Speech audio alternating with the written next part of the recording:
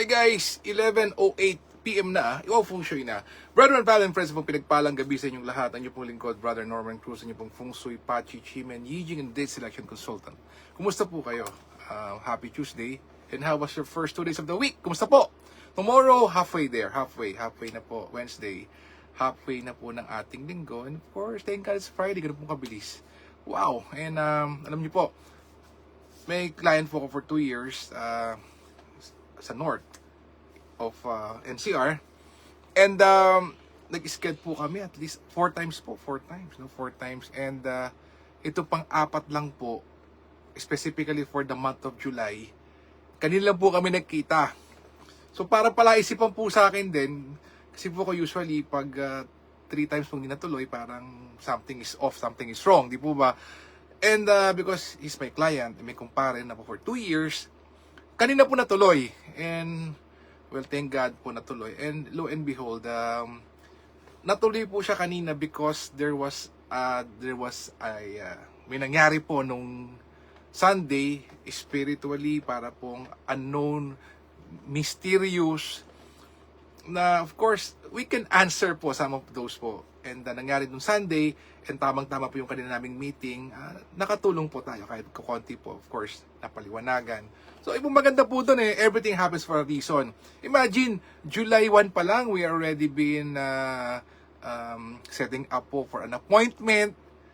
Tapos po, pagpupunta po ako, may danger, oscillation, babagyo, uulan. And then kanina po, paalis po ng Cavite, umuulan din. Sabi ko, naku, baka po sa area pupunta ko, bumaha. But lo and behold, ang taas po ng araw at nagkatuluyan po. Oh, thank you. More blessings, Sir Parachet. More blessings sa iyo and your company and your business. Of course, we'll also include you in our prayer. Yes, okay. So BFF, yes, I'm very happy kasi po, I just received from Dato Joey Yap, dun po sa aming Feng Shui Mastery Circle, a very new compass. It is a celestial compass. 4 period 9. Ang ganda po, BFF, no? Malamang nakita niyo sa picture to. Ito po. Ayan, yan po siya. Oh. A celestial compass po, ano? Wow, ang ganda po. Snake skin, limited edition. For period 9, ito na po siya, upgraded. So, dito po yung formula of period 8 and period 9. Meron po tong 22 rings po.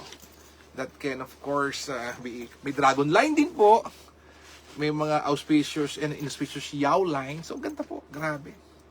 Thank you, Dr. Joey, for that. Okay, again, of course, tayo po ay sharing. No pressures po dito. All for tomorrow.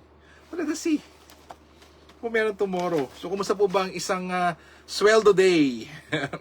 Okay, July 16, Wednesday. Ang sabi po dito is, the fire dog enters the balance officer day. According po dito po sa Tong Shu of Dato Joey Yap, tomorrow is not suitable for any activities. The horoscope po for the rat not so good. Ox po is average. Best for the tiger and rabbit. Not so good for the dragon. Average for the snake. Best for the horse. Average for the goat. Bad for the monkey. Average for the rooster. Best for the dog. And average for the pig. Okay, now, siyempre po, we're not in the habit of postponing things. Consult naman natin po si Grandmaster of Singapore. Ano po masasabi niya for tomorrow? Anong meron? Okay, according to Grandmaster Tan Kong Yan of Singapore, sabi dito, suitable po making a donation, siyempre naman. Legal matters, utility services, investment, pursuing studies and visit a beautician, A-okay tomorrow. So, pwedeng gawin. Avoid setting the bed, start a business, groundbreaking, and buying a new car. Oh, that reminds me po, SK Gunter. I'll send to you the color po that you requested. Check po natin. Okay? Compute po natin. The car for you, SK Gunter, sir. Compute natin. Also posted earlier regarding po doon sa ating daily Chimen. And I made mention, it's backing to west. Why? Backing to west po has the heavenly fane. Meron po siyang energy if you want to promote something online. Here and abroad, mapalaki po yung reach. Meron po siya. And, sikreto po ito ng Apple. There is this structure that will mesmerize people. So, starting now, until tomorrow 10:59, find a suitable time. Discuss it with your team, your boss, your colleagues. You launch a product. Ganda po nito. Back to west, don't forget, back to west. Yan. And of course, be mindful of the animal signs na not so good. So, i-assign nyo, mag-backtrack kayo sa video to, mag-backtrack kayo ng mga animal signs na best po yung kanilang sign. Don't go for the not so good kasi po yung energy nga po medyo mababa. So, yun po yung purpose po nun. Task someone, if you're the one po na may magandang animal sign, tomorrow, go for it. Ikaw ang mag-execute nito. So, anything to do with finances, talikod sa southeast. Anything to do with, well, there's also a green dragon, but the door is not good. It's backing to northwest. Whole day po yung green dragon. And for opportunities, talikod po sa northeast. And if you're not feeling well, like to attract a helpful people, heart-to-heart talk, talikod naman sa east. So, sabi po dito, Kuya Norman, well, maganda yung sinasabi mo from our own words, from our own liking, pero maganda, pwede bang mag-sample? Maganda, then from there, saka namin pwedeng i-develop, saka namin pwedeng i-innovate po. So, we will do an actual po. Okay, we'll do an actual. Ito na. Talikod ka sa west. Kasi ano na yun, 11 na, well, it's 11 plus. So, this is already part of June 16. Talikod ka sa west. Talikod sa west. Okay. Now, gumamit ka ng compass, talikod ka sa west, and then you count from 64 to 1. Uninterrupted. Let's do it. Pwede pong spoken word, pwede pong silent in your mind. Just count 64 to 1. Okay. Let's do it.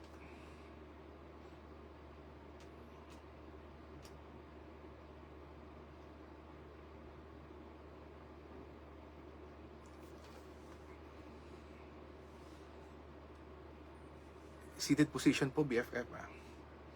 So, well, you can replay this tomorrow or later, and then pwede mo sundan po yung mga babanggitin ko pong wordings. Para po at least BFF may guide po tayo. Na po. Okay. So, yun po, account from 64 to 1, and then, eto na po. Okay. So, dito po is, okay, let's start. I anchor the full weight of today's power into my bones. I see myself standing barefoot on sacred ground. Strong, earth beneath, golden light above. My health, wealth, and love settle into this floor, a glowing circle that seals today's truth. I claim this baseline as my divine right, the foundation I will never fall below again. I touch the symbol in my memory, a golden emblem etched with today's date and my name. Growth now rises from this root with force and grace. I ascend from stability. I welcome this truth into my being. It holds, it deepens, it remains. With quiet strength and fierce gratitude, I lock in the life I now live. Amen. So how do you know BFF it works? If you feel happy, if there's a smile in your, well, in your face, there is this confidence that you did it, well, go for it, BFF. Yun po lang. Let's go for it. To BFF, you can do that. Up to you, BFF, Up to you. You can do that, or you can have, again, your own words. Pwedeng palitan siya, but that's how it flows. That's how it flows. Again, BFF, okay, let's leave it to that. Backing to West. Whole day, Heavenly Fane, if you're launching a product, promoting something, yes, okay, you can do it. And then just choose the animal sign with the highest, highest energy tomorrow.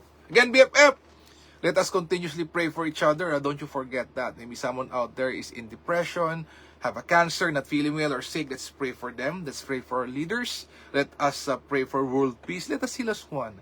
Let us be a blessing to others. God bless us all with a grateful heart. Maraming salamat sa inyo lahat. God bless. Good night. And see you again tomorrow. Happy Wednesday, BFF. Thank you.